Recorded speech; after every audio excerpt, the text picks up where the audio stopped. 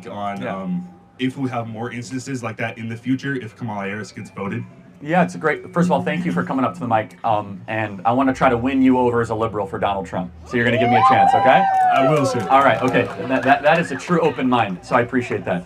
Number one, we have accepted 5% of the Haitian population in this country in the last couple of years. I have nothing against Haitians. I know some Haitians. We can all agree when you accept 5% of any country's population, in addition to all the other mass migration we have, it's too much, it's unsustainable, and a government must start from this core premise. It must have an obligation to fulfill a better life for its own citizens before it opens its border to non-citizens. It's a very, very basic, fundamental thing.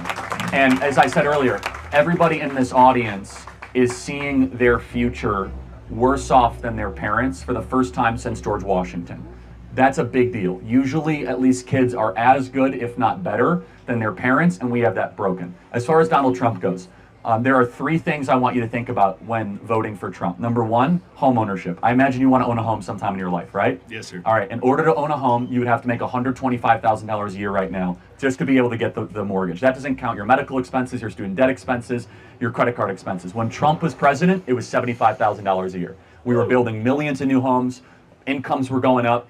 Why is it that the housing prices have gone up so much? Because Kamala Harris and Joe Biden have spent $6 to $7 trillion of unnecessary federal spending, flooded the zone with these trillions of dollars, which have inflated asset prices. Number 2, as a liberal, I imagine you don't like war, right? You don't like endless war. Under Donald Trump, it was the first president in 40 years where we had no new wars. No Iraq war, no Syrian war, no Russian-Ukraine war.